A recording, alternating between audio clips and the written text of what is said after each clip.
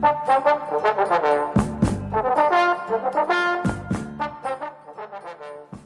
le ministre.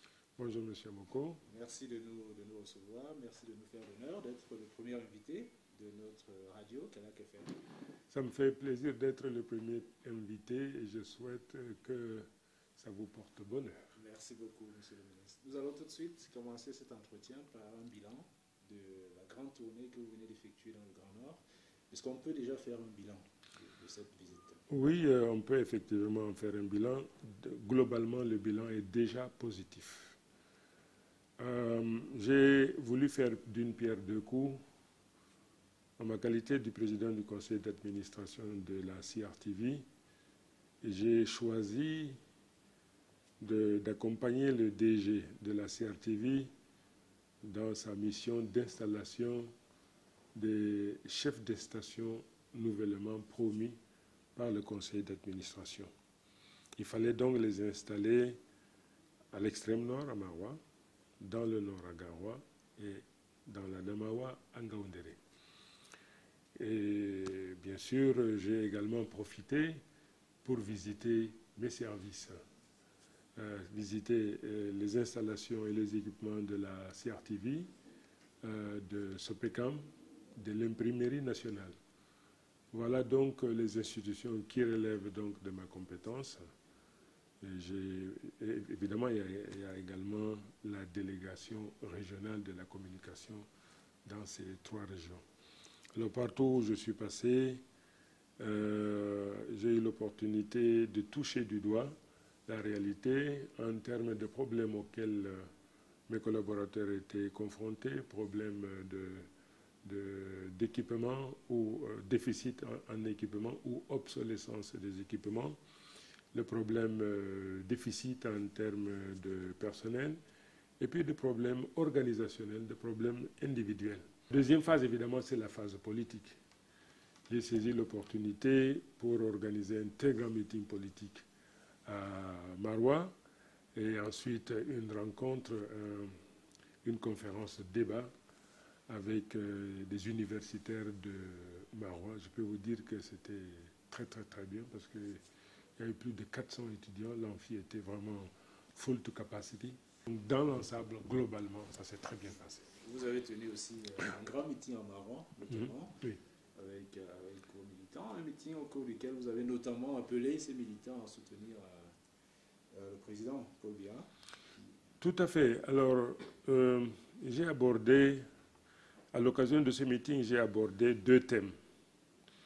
Le premier thème, le plus simple, c'est celui qui consiste à rappeler aux uns et aux autres que être citoyen, c'est exercer le pouvoir par son vote. Parce que d'une manière ou d'une autre, tous nous sommes détenteurs de cette souveraineté qui s'exprime à travers le vote, notre capacité à désigner qui doit présider aux destinées de la nation. Mais vous ne pouvez voter que si vous êtes inscrit sur une liste électorale. Ça, c'était donc le premier volet de la communication. Le second volet, naturellement, le volet encore beaucoup plus politique. Vous savez, en ce moment, notre nation fait l'objet d'une agression.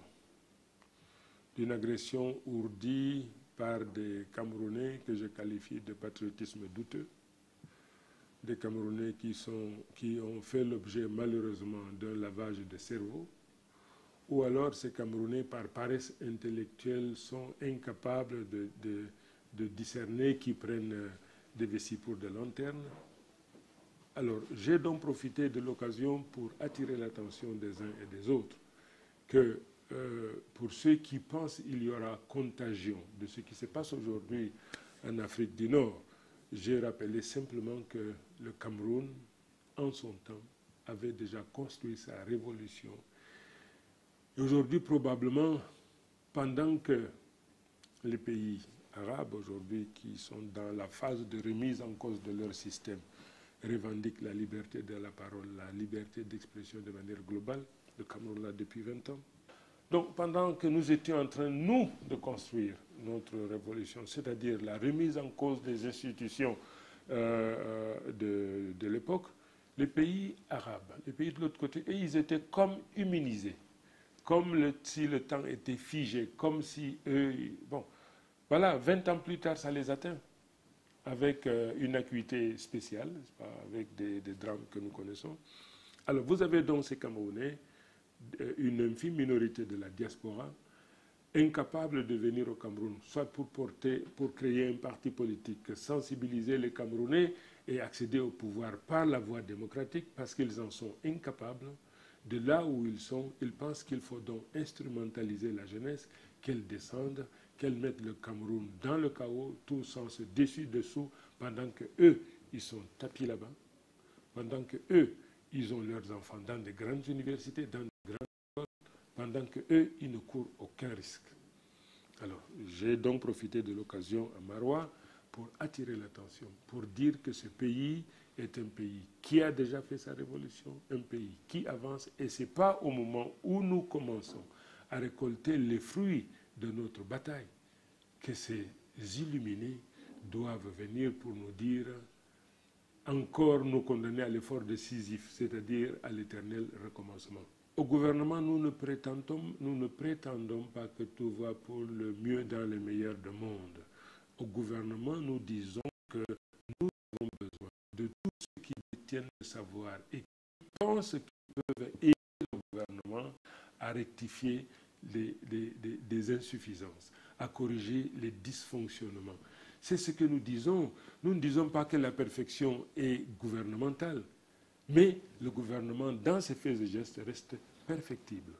Alors que cette diaspora, si elle détient le savoir, si elle détient la solution miracle, la solution magique qui permette à la nation camerounaise de partir de ces difficultés économiques aujourd'hui pour aller vers la croissance à 2 chiffres pour la prospérité, elle est la bienvenue. Donc, pour répondre à votre question, nous ne prétendons pas que tout va pour le mieux dans le meilleur du monde.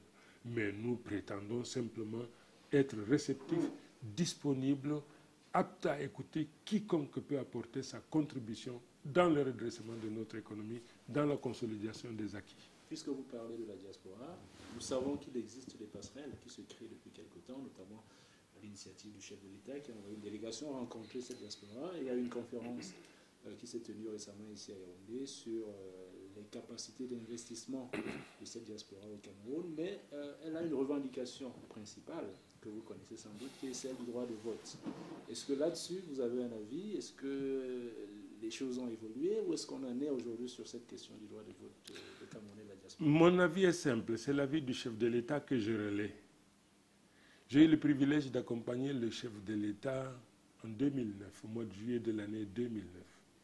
À cette occasion, il a rencontré beaucoup de Camerounais de la diaspora. Ces Camerounais lui ont posé le problème de la double nationalité. Il a dit que cette question était en examen, cette question est à l'étude. Il n'a pas dit, il n'a pas fermé la porte, il n'a pas dit que cette question est rejetée ad vitam aeternam. Il a simplement dit qu'il va instruire donc le gouvernement pour qu'une attention particulière soit accordée. Mais vous savez, il faut serrer les problèmes, il faut serrer les difficultés. Voilà, je le disais donc tout à l'heure, vous avez appelé lors de votre meeting de Maroua à soutenir l'action du président Paul Biya. Est-ce à dire que votre parti est en retrait des prochaines échéances électorales qui arrivent? Nous allons jouer un rôle majeur parce que nous sommes conscients de la marche du monde. Nous sommes conscients de la marche de notre économie. Nous sommes conscients des enjeux. Nous ne pouvons pas être riches de tous ces éléments et rester à l'écart quand il s'agit de l'élection fondatrice, de l'élection au cours de laquelle les Camerounais vont dire, parce que l'élection présidentielle, c'est un contrat entre un homme et une nation. Du haut du savoir, de mon expérience, de tout ce que je sais, vous pensez très bien que je ne peux pas rester à l'écart. En présentant un candidat? Je rappelle toujours une chose. Je ne suis pas propriétaire du parti politique. Je suis à la tête d'une association qu'on appelle un parti politique qui concourt à l'expression du suffrage universel. Les gens me font confiance, pourquoi? Parce que je vais toujours vers le peuple. Je vais toujours vers les institutions, les organes qui gouvernent mon parti. Nous allons nous réunir, le moment venu, pour dire qui, au sein de cette nation, est le plus apte à présider aux destinées de cette nation. Ce moment venu, vous le saurez, je vous convierai à cette rencontre. Et puisque nous parlons de parti, nous avons évoqué aussi le RDPC. Est-ce que, je sais que ce n'est pas vous de faire le bilan de l'action du RDPC, mais vous êtes un responsable politique. Est-ce que vous pouvez nous dresser un petit peu comme ça, d'après vous, le bilan de ce parti en 26 ans? Je voudrais vous dresser le bilan de mon parti. Je laisse aux militants du RDPC le soin de dresser le bilan de leur propre parti. Pourquoi voulez-vous que je prenne de mon temps précieux pour parler d'un parti politique qui est un concurrent? Allons-y, parlons donc de votre... Voilà, là au moins c'est une très très bonne chose. Mon parti n'a pas 3 ans. Mais voilà ce parti aujourd'hui qui suscite tant d'espoir, qui attire vraiment, c'est un aimant puissant, un aimant irrésistible, le Front pour le Salut National. Pourquoi? Simplement parce que nous aimons cette nation. Nous disons à tous les Camerounais, quel que soit leur parti politique, vous êtes utiles dans la construction de cette nation. Vous avez un rôle capital, un rôle fondamental à jouer dans la construction de cette nation. N'acceptez pas que votre esprit baigne dans le défaitisme, dans le doute, dans la peur, quel que soit votre parti politique. Vous êtes Camerounais, vous appartenez à la plus grande, à la plus belle des nations. Nous sommes simplement confrontés à un problème, à celui de l'insuffisance de l'éclairage. Les Camerounais veulent le changement. Tout le monde veut le changement, de par le monde. Mais le changement n'est possible que si vous-même vous changez votre propre mentalité. Inutile de vouloir changer si la mentalité demeure. Parce que la pensée est cette chose qui précède toute chose. C'est donc au niveau de la pensée qu'il faut changer. Donc mon parti brille de 1000 feux. Je prétends que ce parti, dans quelques mois, probablement dans quelques années, sera probablement, inexorablement, le parti qui retiendra le plus l'attention des Camerounais en raison de l'importance de notre programme politique, de notre capacité, de notre volonté, de notre intention à valoriser l'espèce humaine. Vous êtes reconnu pour être l'un des plus fervents défenseurs du président Paul Biya. Est-ce que c'est une loyauté, une fidélité à l'homme ou aux idées qu'il incarne? Les deux. Les deux. Aujourd'hui, j'exerce le pouvoir, le 4e. Je ne suis pas militant de RDPC. J'appartiens à un parti politique différent. Je suis donc un opposant. Mais voilà que le président de la République me confie la parole. Je suis porte-parole d'un gouvernement. Les faits et gestes du gouvernement, comme les faits et gestes du président de la République, sont relayés et amplifiés par moi. C'est extraordinaire. Cette confiance-là, il faut la mériter. Il faut la mériter, tout faire pour la mériter, tout faire pour être à la hauteur de cette responsabilité. C'est donc pour cette raison que cet homme qui m'a fait confiance mérite que par mes faits et gestes, je lui montre que je mérite cette confiance. Et ensuite, les idées qu'il incarne. Aujourd'hui, cette nation est en paix. Ça atteste de ce que cet homme, lui-même, il est en paix. Comme on dit, la bouche ne parle que de l'abondance du cœur. À ce moment précis de l'histoire de cette nation, le président Biya est ce Camerounais le plus apte à protéger, à promouvoir les intérêts de cette nation. C'est pour cette raison que, en toute connaissance de cause, mon parti me prescrit naturellement de soutenir le président Biya, de soutenir les idées du président Biya, de lui apporter toutes choses dont il a besoin pour la consolidation, pour la construction de cette nation. Deux mots, on va parler de l'actualité brûlante. On a vécu il y a quelques jours une nouvelle attaque en plein cœur de Bonabéry. Un siège de la banque Ecobank a été attaqué. Et une attaque qui intervient après qu'on ait eu une prise d'otage à Bakassi. Comment est-ce que vous réagissez au sein du gouvernement à cette sorte d'insécurité qui se perpétue? D'abord, aucune frontière n'est étanche à 100%. Aucune frontière n'est étanche à 100%. Le Cameroun, en général, du fait des richesses que nous recevons fait l'objet d'une convoitise extraordinaire. Ensuite, il y a des forces de déstabilisation qui instrumentalisent tout ça pour mettre le gouvernement en difficulté. Alors, il y a ces attaques-là. Hier, c'était à Limbé, aujourd'hui, probablement demain, il y en aura encore, probablement. Le temps, naturellement, de comprendre. Vous savez, la meilleure défense qui soit, à mon avis, la meilleure, la plus belle de toutes, c'est l'information. Il faut étouffer l'action dans l'œuf. Et on ne peut étouffer l'action dans l'œuf que si l'information marche.